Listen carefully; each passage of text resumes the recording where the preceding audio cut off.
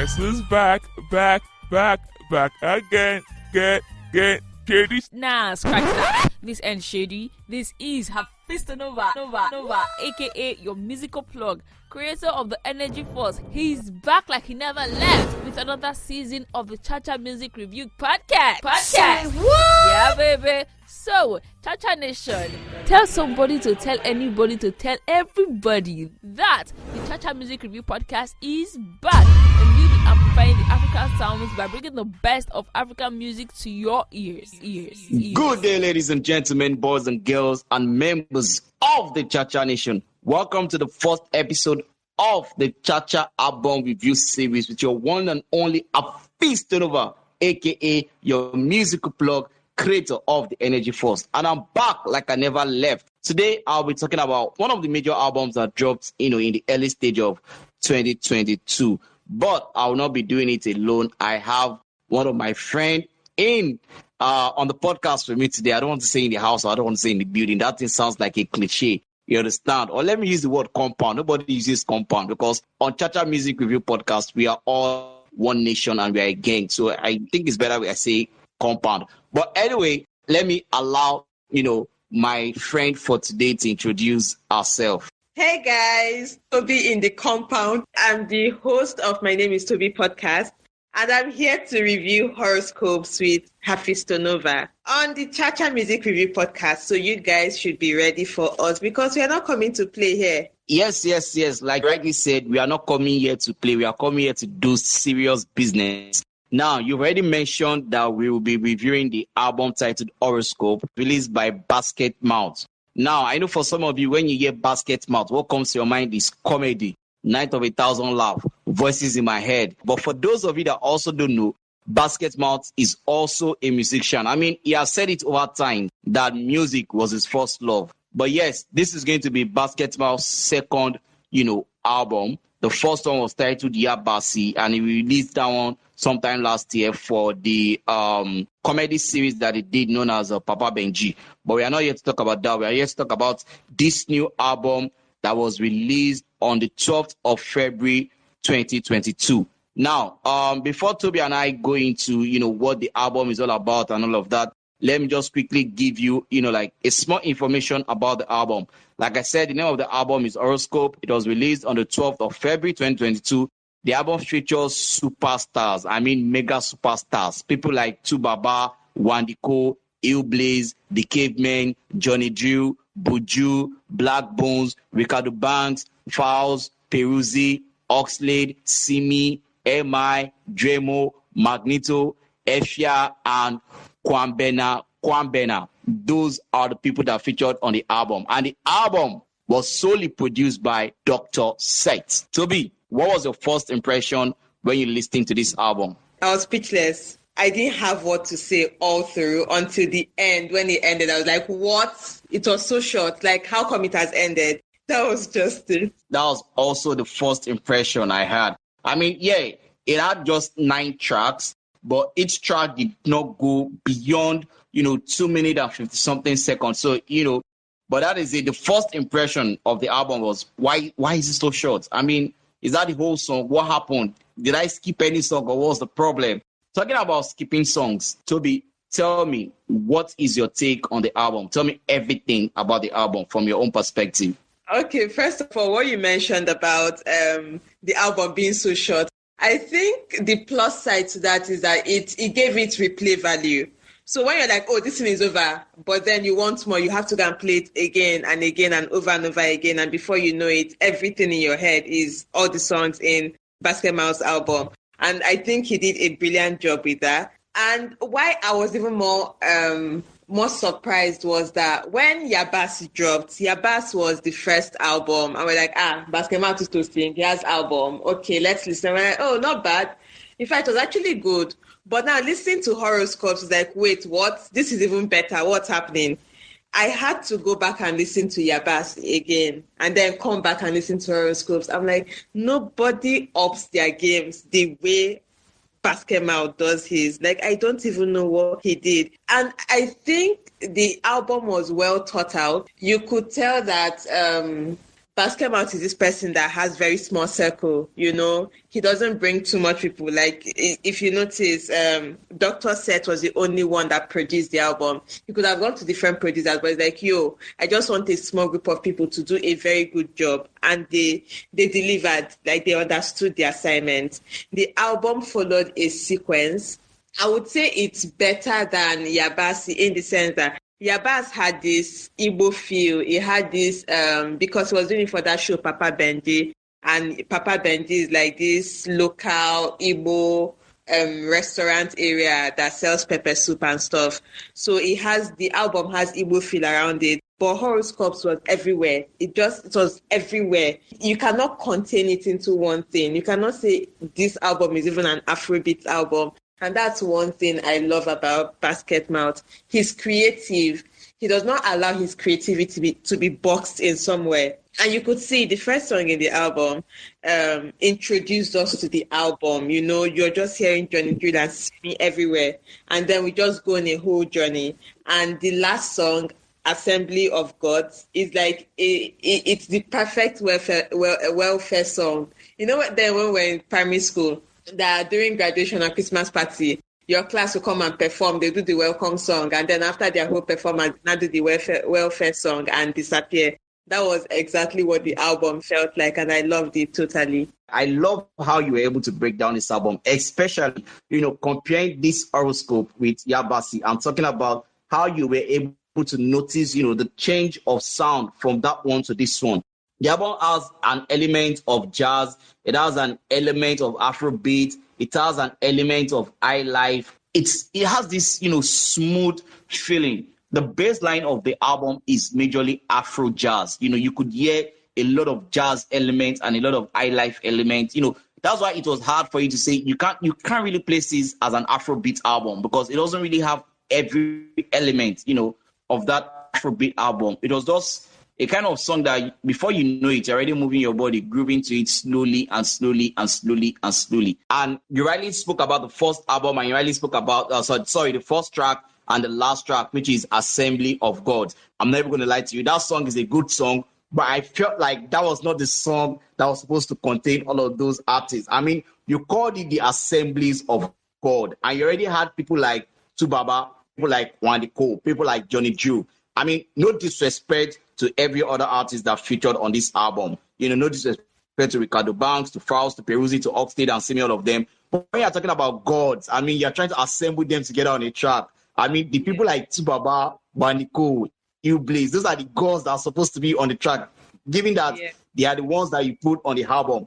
But all that aside, I mean, the Cavemen, Falz, Magnito, Dremo. I mean, I was so impressed with the way Dremo came in on the song, and of course, you already know Magnito now.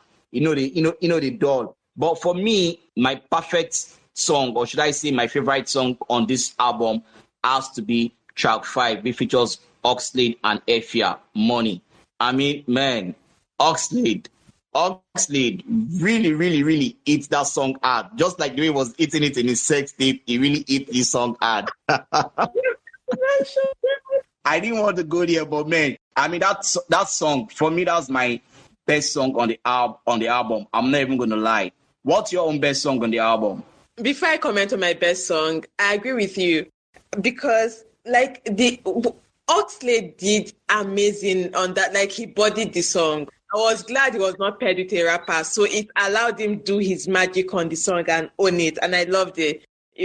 But my favorite song on this on the album, now that is tough because I have lots of favorites, but I have to choose one, is Selowi with Peruzzi. No. Now that song is crazy. It is. But don't you feel like given the beat of that song? I mean, no disrespect to Peruzzi. Peruzzi murdered the song totally. But don't you feel like if you had a Wande on the beat of that song, like a Wande, because I listened to the Wande track, which is track 3, which is titled Listening, and Wande, yes, I mean, it's King Code. It will always come through. But I felt like if you are giving Wande that Peruzzi song, that would have just been like a total murder. Nobody will listen to any other song except from that song that Wande sang. Like, I felt like that was the kind of Wande beats. Yeah, I agree that Wande Cole's song was not the perfect one for him. Like, he would have done better on any other song than the one he did, even though he did pretty well. And I agree. I'm now imagining Wande Cole on Selowi, and yes, he would have murdered it. Again, like you said, no disrespect to Peruzzi. Peruzzi na singer, Peruzzi na jam master, and he came through on it also. Exactly. And his pen game is also fire. You could tell from Selowi. So now we've spoken about our favorite songs on the album. Do you have like a song that, did not, compared to every other songs on the album, do you have any song like that? Oh, I have to, actually. First one is Listen by Wande Cole, with Wande Cole. I think it didn't fit. Wande Cole would have done any other song than this one. That's my honest opinion. That Listen did not enter. Then the second one is Leave Me with Reekado Banks and Falz. That song was so unmemorable, very impressionless. Like, if there was any song that could be skipped on that album, it was this one. Like, every other song was doing their magic, and this one was like any regular song that any Nigerian artist would have sang. They did well, yes. And it's I don't know if it's the beat that was too ordinary, but I just felt, in fact, it was not until today that I was like, I'm recording this podcast with Hafeestonova. Let me go and find out the name of this song, because others, Love and Life, will be like, oh my god, this song. Then Selowi will come up, I'm like, yeah, Peruzzi wants to kill me. And then Assembly of the Gods, I'm like, yo, these guys. I would not even notice when Leave Me would come and go, because I'm like, yo, it's very unimpressionless. But it's one of those songs that it will grow on you. Once you keep listening, it will grow on you. But that's the thing. Every other song on the album did not need to grow on me. Just this one. And I don't know why. So I totally agree with you. Like you said, it's not like the song is a bad song. The song is not a bad song, but it's just a song that will take a little bit of time before, it grows on you. That's just one thing. So I mentioned that, Money is my favorite track on the album. But one track that every time I listen to that, that was the track that made me understood how much of a brilliant A&R Basketmouth is. And that is the track 7, which is The Traveler, the one featuring the Cavemen and, Kwabena. How genius was Basketmouth to mix that Nigerian high life that you could get from Cavemen and mix it with the original Ghanaian high life. That was just at the beginning of the song, the journey to Mandela. I was like, hey, now man. If we are being honest, Basketmouth really came through on this album. And every artist, every single artist that featured on the album came through. Look at the track one that had Johnny Drille, Simi, and MI. We know Johnny Drille is on another planet entirely. And give MI a beat like this, MI is definitely going to crunch it. But given, the kind of music that Simi has been putting out there of late, and hearing Simi on this, I felt like, wow. Like, is this Simi? Like, it felt as if I've not had Simi like this in a very, very long time. And that, just took me to another level.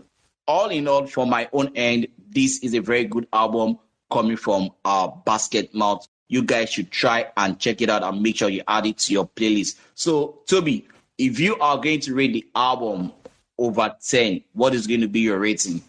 It's going to be 9 over 10. Wow, you're very generous. So, if I am going to rate the album, because like I rightly said, I mentioned, like we both talk about the song that Wande Cole did. I feel like Wande Cole could have done more, He could have done more. And from the backstory, from what I heard, I don't know how true this is, but I heard that, Wande Cole did up to about 10 verses on this song.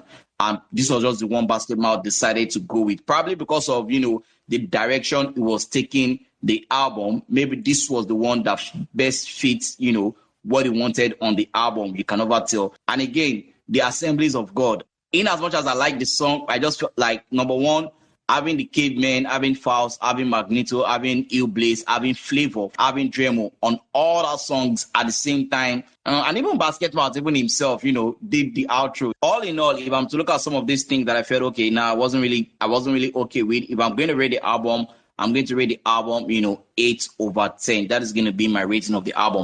Toby has given it a 9/10 rating, and I am giving it 8/10 rating. So you guys, should check it out and add that to your playlist. And with that, I have come to the end of the Cha-Cha album review series on the Cha-Cha Music Review Podcast. Before I say my goodbyes, Toby, is there anything you would like to say to the audience, to the Cha-Cha gang? I'm going to say definitely check out the album. It's not even try. Like Hafeestonova said, try and don't try. Definitely go and listen to the album and come back. I double dare you to play the album just once. Like you cannot. You would play it up to 5 times before you decide, okay, maybe I want to rest more and continue later. So yeah, that's all I have to say. Till I come your way with another album review series, my name will always remain Hafeestonova, aka your musical plug, creator of the Energy Force. Remember, let the energy be positive. Keep it 100. Peace out. Cha-cha time, 2 time for the Cha-Cha gang. Give me the Cha-Cha gang. Rockin' with the best, Cha-Cha gang. Give me the Cha-Cha gang. Alayela with Cha-Cha gang. Give me the Cha-Cha gang. Wati my body, Cha-Cha gang. Give me the Cha-Cha gang. Cha-Cha gang. Wati my body.